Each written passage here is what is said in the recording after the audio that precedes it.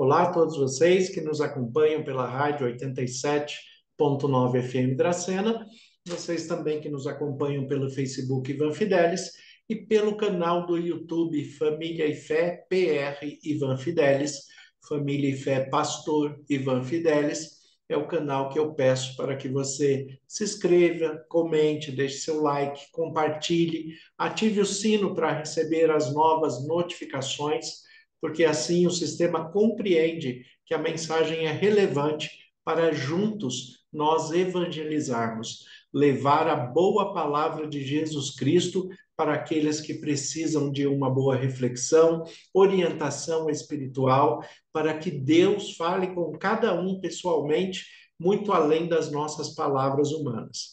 Então, a todos vocês que nos acompanham, que Deus continue abençoando de um modo muito especial, que vocês desfrutem da presença, da companhia e da direção do Espírito Santo, com foco em Cristo Jesus, sabendo que Deus o Pai tem cuidado de nós e está atento às nossas necessidades todos os dias. É por isso que nós continuamos firmes, perseverantes, inabaláveis, apesar das circunstâncias deste mundo, apesar daquilo que tenta nos afligir, apesar daquilo que o mundo impõe de sofrimentos, de adversidades, mas nós em Cristo somos mais que vencedores. E como manter esta fé?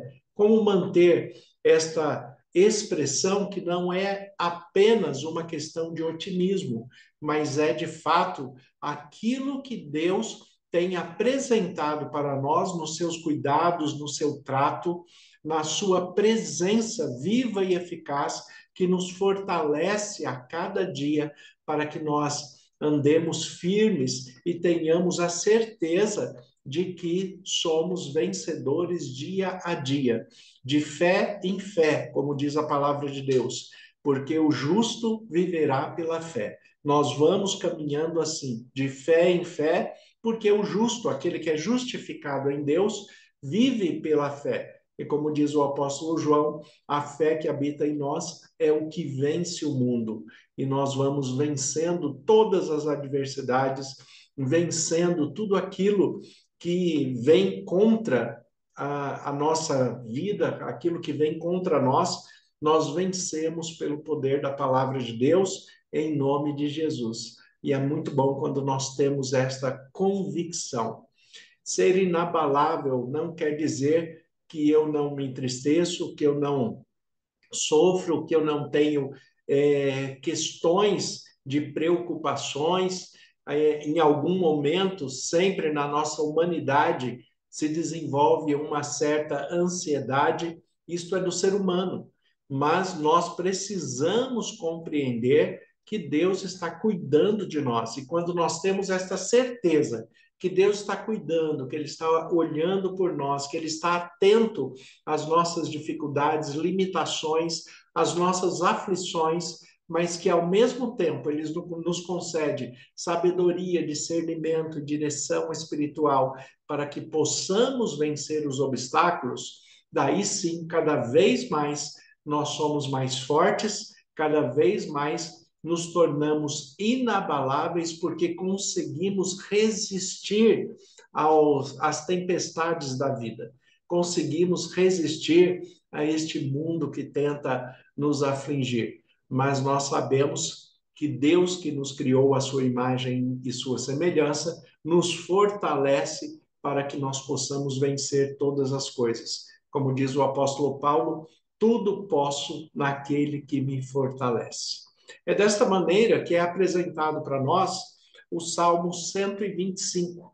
O Salmo 125 fala dessa relação de paz, essa relação de confiança, essa relação de ser inabalável diante de Deus, apesar das circunstâncias do mundo.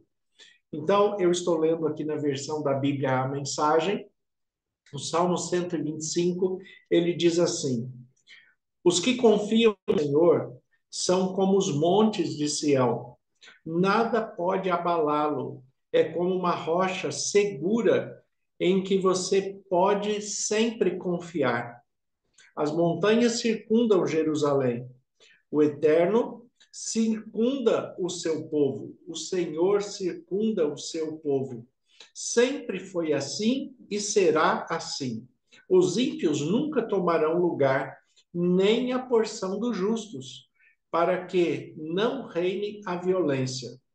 Seja bondoso para com os bons, ó Senhor, para que os que têm coração justo, quanto aos perversos, o Senhor os prenderá e dará a eles o castigo que merecem, pois são incorrigíveis. Que haja paz sobre Israel.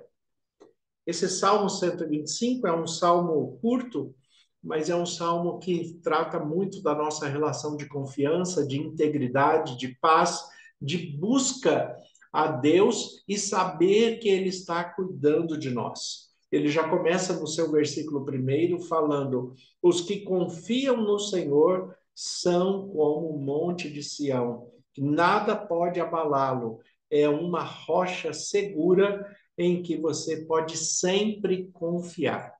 Então, olha a expressão que ele começa e que ele termina esse recorte do texto. Os que confiam, e ele termina falando, você pode sempre confiar. A relação de confiança que nós temos com Deus é porque Ele é íntegro, Ele é justo, Ele é bom, Ele está atento às nossas necessidades e Ele nunca deixou de nos socorrer. Mas daí as pessoas perguntam, mas então por que tem tanto sofrimento no mundo?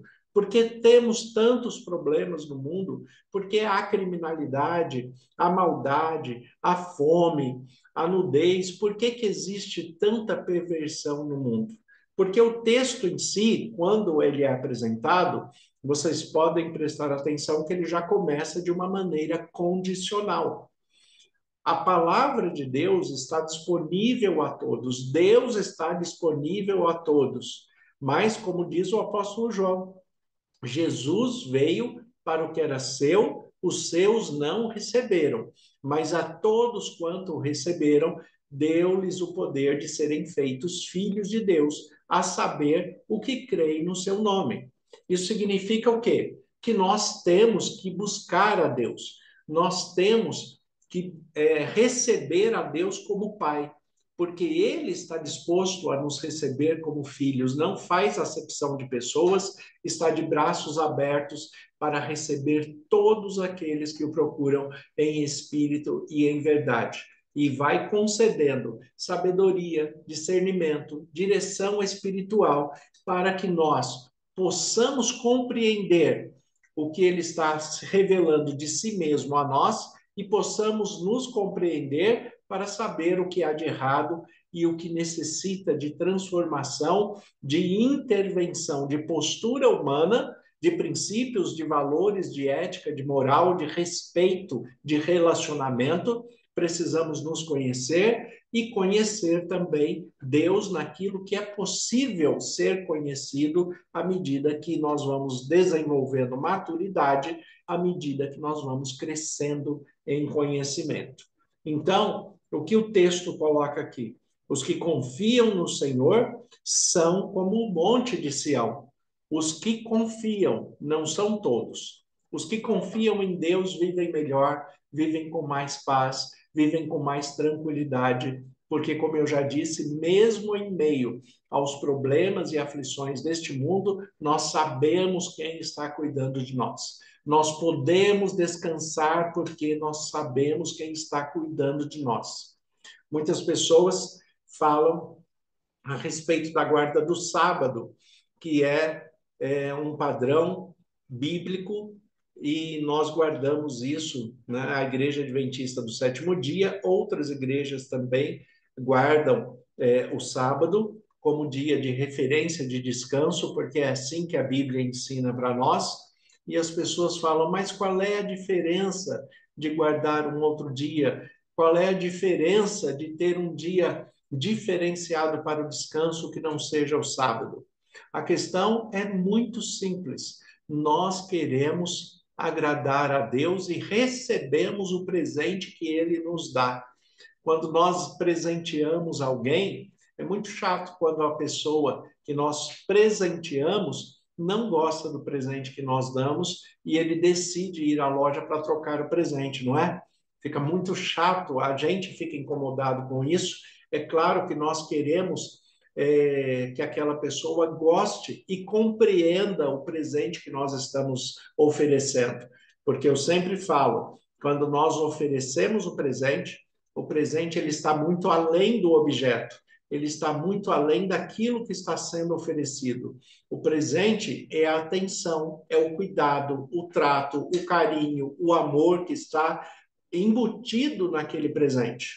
E é assim que Deus nos deu o sábado, com amor, com carinho, um presente para que nós possamos descansar e para que nós possamos ter uma relação de comunhão com Ele, íntima com Ele, e declarar ao mundo que nós temos um único Senhor, que não é o dinheiro que governa a nossa vida, que não são as coisas deste mundo que governam a nossa vida. Nós vivemos neste mundo, precisamos de dinheiro, mas acima de tudo, amamos Deus sobre todas as coisas, necessitamos de Deus, somos limitados nas nossas questões humanas, mas para Deus não há impossíveis em todas as suas promessas. E ele promete em Isaías 56, por exemplo, em vários textos da Bíblia, mas Isaías 56, ele promete que aquele que guarda o dia que ele prescreveu, os seus sábados serão cuidados de um modo especial por ele, será guardado por ele também, porque nós expressamos o amor através do que Deus mesmo classifica como sendo um sinal entre ele e o seu povo. Um sinal de obediência, um sinal de humildade, um sinal de reverência, um sinal de adoração e de declaração ao mundo que nós amamos a Deus sobre todas as coisas e temos Deus como o único e suficiente Senhor, Salvador das nossas vidas em Cristo Jesus, e ainda temos o privilégio de sermos a habitação do Espírito Santo, guiados pelo Espírito Santo como filhos de Deus e caminhando para a ressurreição e para a vida eterna quando Jesus chegar. Esta confiança que nós temos em Deus é que nos faz inabaláveis dentro da sua palavra, dentro de tudo que ele está nos apresentando. Então, o que o texto fala? Os que confiam no Senhor são como, como os montes de Sião. Nada pode abalá-lo. É uma rocha segura em que você pode sempre confiar.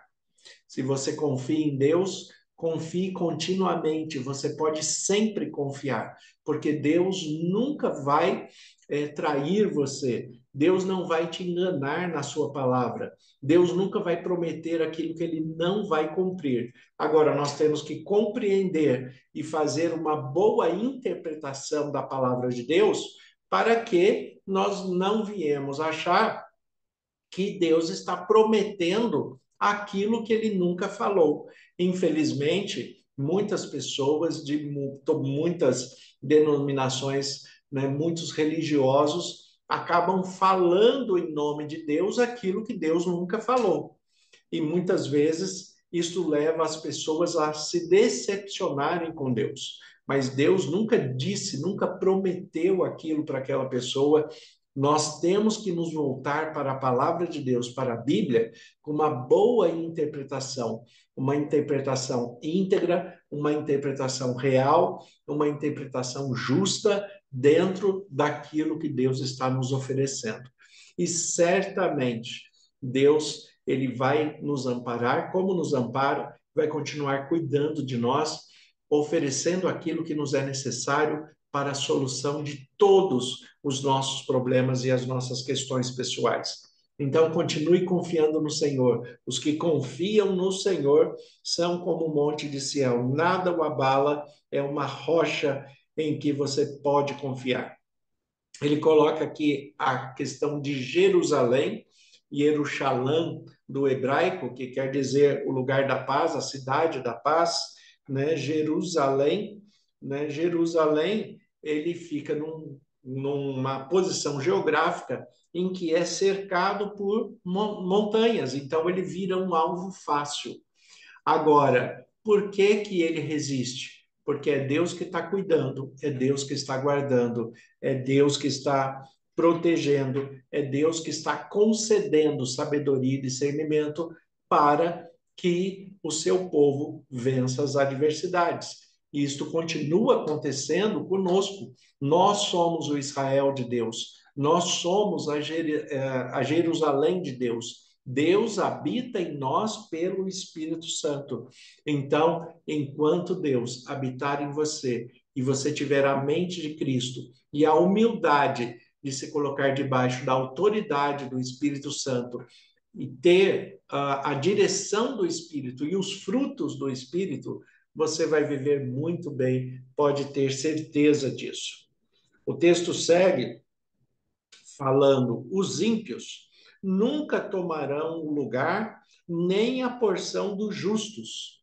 Ou seja, aquele que quer tomar o lugar do Filho de Deus, aquele que quer prejudicar o Filho de Deus, aquele que está agindo contra o Filho de Deus, Deus não vai permitir que haja injustiça com ele.